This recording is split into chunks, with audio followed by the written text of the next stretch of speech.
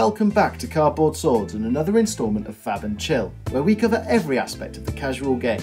It's that time of year when we can kick back and get real casual.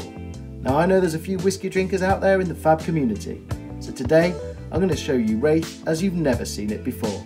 Let's get in.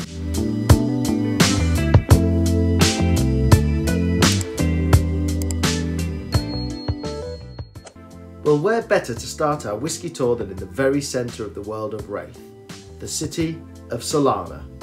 Solana stands at the epicentre of a civilization. It's a city of culture and religion, bustling streets and busy walkways. It's a city for scholars and craftsmen and warriors of the Hand of Sol. So for a whiskey region that's at the centre of all things whiskey, we've chosen Speyside, which has more distilleries than any other region in Scotland. Whiskies from this region tend to be real crowd pleasers, balanced flavours, rich in fruit with a honeyed sweetness, and we've chosen the Glenfiddich 12. This 12-year-old single malt is kind of a staple in a lot of people's collections. Citrus and caramel flavours die off into a dried fruit feel and then a touch of spice on the finish. It's the perfect tipple to order in the Golden Chariot after a long day of training for the Hand of Sol. From here, our tour moves to the fiery south, to the region of VOLCOR.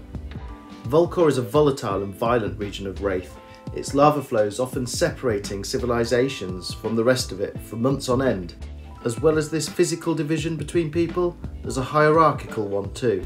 Descendants of the royal bloodline live a life of luxury, while others a life of servitude, and some just choose to go their own way. To represent VOLCOR, we've chosen the region of Islay. Whiskies from this region are known for their distinctive peaty smoky flavours.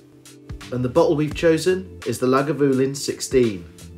This is a truly delicious bottle and one of my favourites. You get a big initial hit of fire and smoke, and then a complex and balanced arrangement of caramels and dried fruit. Then you get a spicy, rich and dry medium finish. The perfect tipple to satisfy your inner emperor. From here, the tour takes a dark turn towards the DEMONASTARY, in the very south. Cast adrift from the mainland of Rathe, this island region is shrouded in shadow and mystery. At the DEMONASTARY, what would be forbidden in other regions is often encouraged, as scholars practice their disciplines, often straying into the dark arts. Our DEMONASTARY whiskey comes from the Isle of Skye, and we've chosen Talisker Dark Storm. This whiskey is matured in heavily charred oak casks. This gives you an intense hit of wood smoke, followed by a peppery spice and dried fruits. You can taste the sea spray and the hints of citrus and honey. Although the Dark Storm is Sutcliffe's favourite, you can get the Talisker Storm for half that price, and it's not a bad dram either.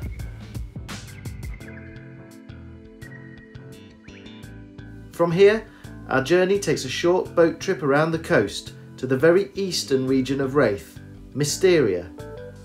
This misty mountainous region to the east is home to villages nestled into the cliff tops.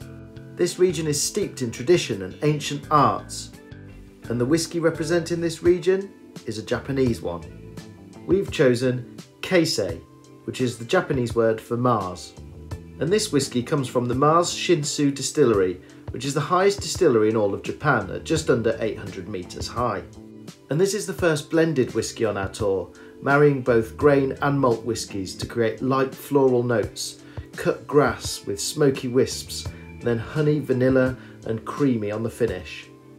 This whiskey perfectly represents the magic of Mysteria and comes in at £35. The next trip is just a short overland journey to the north, to the mysterious and magical land of ARIA. Separated from the rest of the world of Rathe by a shroud of magic known as the Flow. ARIA's inhabitants live happy and peaceful lives among the abundance of resources that ARIA can provide. And to represent this mysterious and shrouded region, we've chosen a Campbelltown whisky. Campbelltown is one of the smaller and perhaps lesser known whisky regions of Scotland, home to only 3 distilleries. And the whisky we've chosen is a Glen Scotia double cask.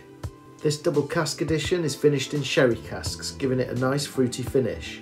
But you're also hit with fruit at the beginning with green apple and orange peels, This is balanced with caramel and some charred oak, and then you get a hint of cinnamon and spice. It's a whisky that truly captures the magic of ARIA, and the perfect dram if you just want to go with the flow.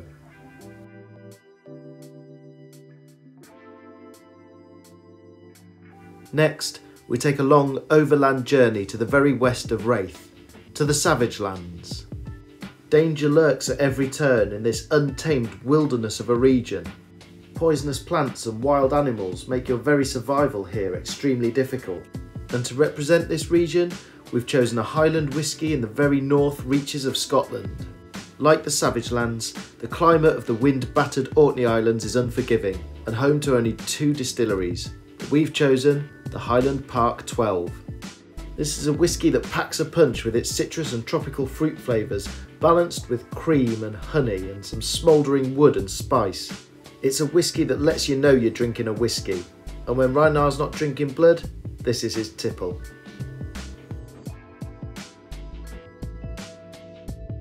Our touring party must now travel north through the savage wilderness and to some semblance of civilization at the pits. This region of Rathhe is home to the criminal underworld, all operating in the depths of the pits below the populous and technological city of METRIX. Life here among the criminals and the gangs is hard, and in the Blackjack Tavern they serve hard liquor, so we're going with a bourbon. This Rebel Kentucky bourbon is finished in port casks, so it gives it a nice fruity sweetness, which balances out some of those harsher tones which characterise drinking bourbon. Dark fruits and pepper with a hint of spirit gives way to dark chocolate and cherries, and you get a hint of almond and spice on the finish. This is the perfect dram for Arachne to settle down to after a hard day of contract killing.